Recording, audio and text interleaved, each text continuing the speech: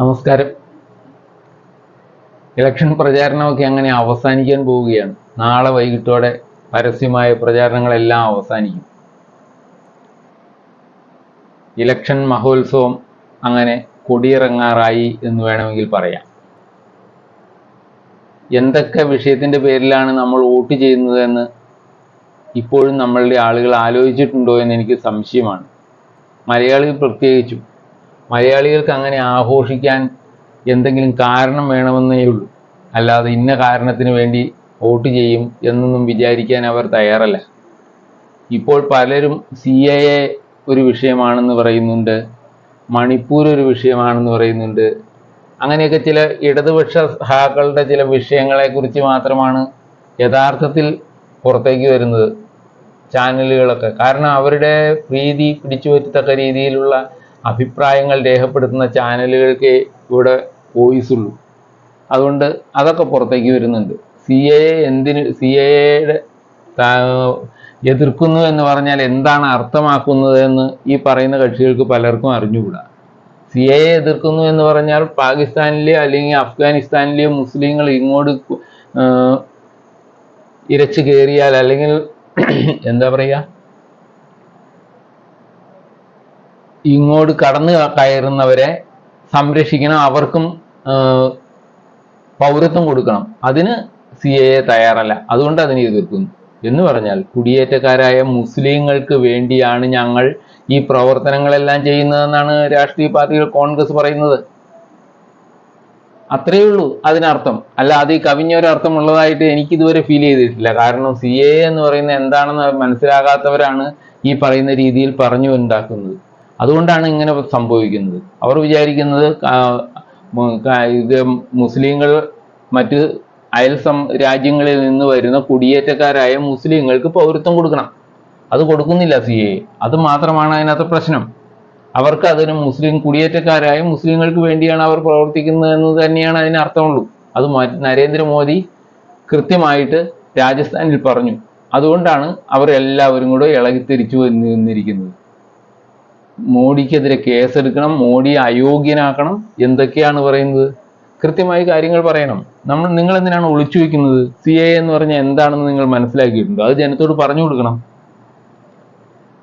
അല്ലാതെ ജനത്തെ പേടിപ്പിക്കാൻ വേണ്ടി CAA എന്ന് പറയുന്നത് നിങ്ങളെ പുറത്താക്കാനുള്ള നിയമമാണ് എന്നൊക്കെ പറഞ്ഞുള്ള രീതിയിലേക്ക് നിങ്ങൾ അധംപതിക്കരുത്. മുസ്ലിങ്ങൾ രാജ്യങ്ങളിൽ നിന്ന് കുടിയേറ്റക്കാരായി വരുന്ന മുസ്ലിങ്ങൾക്ക് പൗരത്വം കൊടുക്കുന്നില്ല CAA. അവർക്ക് പൗരത്വം കൊടുക്കണം, അവർക്ക് എല്ലാ പരിഗണനയും കൊടുക്കണം എന്നാണ് കോൺഗ്രസ് പറയുന്നത്. അത് മാത്രമേ ഉള്ളൂ അവരുടെ അജണ്ട. അതിന് കുറെ തൊങ്ങലുകൾ ചാർത്തി അവതരിപ്പിച്ച് ജനത്തെ കഴുതകളാക്കുന്നു, അത്രയേ ഉള്ളൂ. ഞാൻ പറഞ്ഞു വന്നത് ഇതൊന്നും പറയാനല്ല ഞാൻ ഈ വീഡിയോ ചെയ്തത്. നമ്മൾക്ക് നമ്മളുടെ വിഷയങ്ങൾ ചർച്ച ചെയ്യാനോ അല്ലെങ്കിൽ അത് മുന്നോട്ട് വയ്ക്കത്തക്ക രീതിയിലുള്ള ചർച്ചകൾ ഉണ്ടാവാനോ ഒരു രാഷ്ട്രീയം നമ്മളെ പഠിപ്പിച്ചിട്ടില്ല. ഇവിടെയുള്ള രാഷ്ട്രീയക്കാരും അങ്ങനെ പഠിപ്പിച്ചിട്ടില്ല. ഒരു 5 വർഷത്തേക്ക് നമ്മൾക്ക് എന്ത് വേണം, നമ്മൾക്ക് എന്ത് ചെയ്യാൻ പറ്റണം, അല്ലെങ്കിൽ നമ്മൾ എന്ത് ചെയ്യണം എന്ന് ഒരു നേതാവിനോട് പറയാൻ പറ്റിയ രീതിയിലുള്ള ഒരു രാഷ്ട്രീയ ചർച്ചയും ഒരു സ്ഥലത്തും കേരളത്തിൽ നടക്കുന്നില്ല. കേരളത്തിൽ അങ്ങനെയുള്ള പ്രബുദ്ധതയൊന്നുമില്ല. കേരളത്തിലെ കഴുതകളായിട്ടുള്ള വോട്ടർമാരാണ് വോട്ട് ചെയ്യുന്നതെന്ന് എല്ലാ രാഷ്ട്രീയക്കാർക്കും അറിയാം. അതുകൊണ്ട് അവരെ ഇങ്ങനെയൊക്കെ പറഞ്ഞ് പറ്റിക്കാം, എന്ത് പറഞ്ഞും പറ്റിക്കാവുന്ന ഒരു ജനതയാണ് കേരളത്തിലുള്ളൂ എന്ന് രാഷ്ട്രീയക്കാർക്കറിയാം. ഇവിടുത്തെ ഇടതുപക്ഷത്തിനും വലതുപക്ഷത്തിനും അറിയാവുന്ന ഏക കാര്യം അതാണ്. ഇവിടുത്തെ ജനത്തിൻ്റെ അടുത്ത് ഞങ്ങൾ പറയുന്ന ഈ നരേഷൻ വളരെ കറക്റ്റായിട്ട് അവർ സമ്മതിച്ചു തരും, അല്ലെങ്കിൽ തലകുലുക്കി സമ്മതിക്കും. അതുകൊണ്ട് അത് മതി ഇലക്ഷന് എന്ന് വിചാരിക്കുന്നു. ഇതിന് വ്യത്യസ്തമായ ഒരു രീതിയിൽ ഒരു കാറ്റ് ആലപ്പുഴയിൽ ഉണ്ടാകുന്നു എന്നറിയുമ്പോഴാണ് അതിൻ്റെ വ്യത്യാസം നമുക്ക് മനസ്സിലാകുന്നത്. ശോഭാ സുരേന്ദ്രൻ എന്ന് പറയുന്ന അവിടുത്തെ സ്ഥാനാർത്ഥി ഇന്ന് ഒരു വാർത്താ സമ്മേളനം നടത്തി അവർക്കെതിരെ ഒരു ദല്ലാൽ നന്ദകുമാർ കൊണ്ടുവന്ന ഒരു ആരോപണത്തിന് മറുപടി കൊടുക്കുകയുണ്ടായി. ആ വാർത്താ സമ്മേളനം കണ്ടതുകൊണ്ടാണ് ഞാൻ ഈ വീഡിയോ ചെയ്യുന്നത്. ഒരു വാർത്താ സമ്മേളനത്തിൽ അവരുടെ നിറഞ്ഞ ആത്മവിശ്വാസം, കോൺഫിഡൻസ് ലെവൽ ഏറ്റവും കൂടി നിൽക്കുന്ന ഒരു സ്ഥാനാർത്ഥിക്ക് മാത്രം പ്രകടിപ്പിക്കത്തക്ക കഴിയുന്ന രീതിയിലുള്ള ബോഡി ലാംഗ്വേജോടെയാണ് ശോഭാ സുരേന്ദ്രൻ അവിടെ സംസാരിക്കുന്നത്. അത് അവർക്ക് ഗുണം ചെയ്യും. അവിടുത്തെ ആലപ്പുഴയിലെ നാരീശക്തി അത് തിരിച്ചറിയും എന്ന് തന്നെയാണ് ഞാൻ പ്രതീക്ഷിക്കുന്നത്.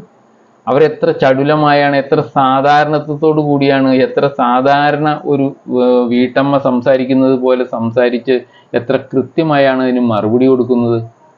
എത്ര തൻ്റെ ഇടത്തോടെയാണ്. അയാൾ 10 ലക്ഷം രൂപ തന്നിട്ടുണ്ടെങ്കിൽ അതിന് കാരണമുണ്ട്, അത് തിരിച്ചു കൊടുക്കുകയില്ല എന്ന് കൃത്യമായി അവർ പറയുന്നത് എത്ര തൻ്റെ ഇടത്തോടെയാണ്. ആ സ്ത്രീ ഒരു നേതാവായി ഉയർന്നു കഴിഞ്ഞിരിക്കുന്നു. ഏറ്റവും നല്ലൊരു നേതാവായി, കേരളത്തിലെ വനിതാ നേതാക്കളിൽ ഒരേ ഒരാളായി മാറി നിൽക്കാൻ കഴിയുന്ന ഒരു സ്ത്രീയായി ശോഭാ സുരേന്ദ്രൻ മാറിയിട്ടുണ്ട്. അവർക്ക് അതിനുള്ള അർഹതയുമുണ്ട്, അതിനുള്ള കഴിവുമുണ്ട്. അവരത് തെളിയിക്കുന്നു. അത് ആലപ്പുഴയിലെ സ്ത്രീജനങ്ങൾ കണ്ടറിഞ്ഞാൽ കേരളത്തിന് വലിയ മുതൽക്കൂട്ടാവും. ആലപ്പുഴയിലെ സാധാരണക്കാരായ സഹാക്കൾ, സഹാത്തികൾ എന്ന് പറയാം അല്ലേ. ആലപ്പുഴയൊക്കെ വിപ്ലവത്തിൻ്റെ നാടാണ്. വിപ്ലവങ്ങൾ മാത്രം നടന്നാണ് ഇപ്പം ഈ കോലത്തിലായിരിക്കുന്നത് ആലപ്പുഴ. ആലപ്പുഴയിൽ എന്തെങ്കിലും ഒരു കാര്യമുണ്ട് എന്ന് ചോദിച്ചാൽ ആകെ കുറേ വള്ളങ്ങളുണ്ട്. ഇപ്പോൾ കെട്ടുവള്ളങ്ങൾ അല്ലെങ്കിൽ ഹൗസ് ബോട്ടുകളുണ്ട്. അതുമാത്രമേ ഉള്ളൂ. അതിനെ ഒരു നല്ല വഴിയിൽ കൊണ്ടുപോകാൻ ആലപ്പുഴക്കാർക്ക് അറിഞ്ഞും കൂടാ. വേസ്റ്റാക്കി, എന്ത് വേസ്റ്റും തള്ളി അവിടുത്തെ കായലുകൾ തകർത്ത് കളഞ്ഞിരിക്കുന്നു ഇപ്പോൾ തന്നെ. അതാണ് അവിടെ നടക്കുന്ന ആകെയുള്ള ഒരു പ്രവർത്തനം ടൂറിസം എന്ന നിലയിൽ. അത് വൃത്തികെട്ട രീതിയിലാണ് കൊണ്ടു നടക്കുന്നത്. അതിന് കവിഞ്ഞ് ഒരു പുരോഗതിയും അവിടെയില്ല. അവർക്ക് രക്ഷപ്പെടാനുള്ള വഴി അത് മാത്രമാണ് എന്നുള്ളത് അവർ മനസ്സിലാക്കിയിട്ടുണ്ട്. പക്ഷെ അത് നല്ല രീതിയിൽ കൊണ്ടുപോകാൻ അവർക്ക് കഴിയുന്നില്ല. അതിനുള്ള ആളുകൾ അവിടെയില്ല.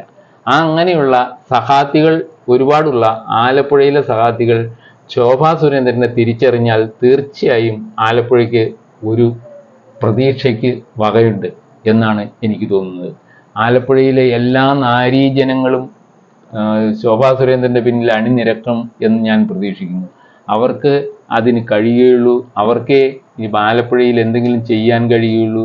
മറ്റ് 2 സ്ഥാനാർത്ഥികൾക്കും യാതൊരു ഗുണവും ഉണ്ടാക്കാൻ കഴിയുകയില്ല. ഗുണപരമായ ഒരു മാറ്റത്തിനും കഴിവില്ലാത്തവരാണ് മറ്റ് 2 പേരുമെന്ന് അവർ വീണ്ടും വീണ്ടും തെളിയിച്ചിട്ടുണ്ട്.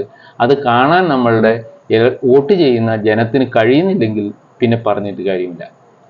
ശോഭാ സുരേന്ദ്രന് എല്ലാ ആശംസകളും അർപ്പിക്കുകയാണ്. അവർ വിജയിച്ച് കിട്ടേണ്ടത് ആലപ്പുഴയുടെ ആവശ്യമാണ്, അല്ലാതെ ശോഭാ സുരേന്ദ്രൻ്റെ ആവശ്യമല്ല. ആലപ്പുഴക്കാർ അത് കണ്ടറിയണം എന്ന് തന്നെയാണ് ഞാൻ പറയുന്നത്. Okay, thank you. വീണ്ടും കാണാം.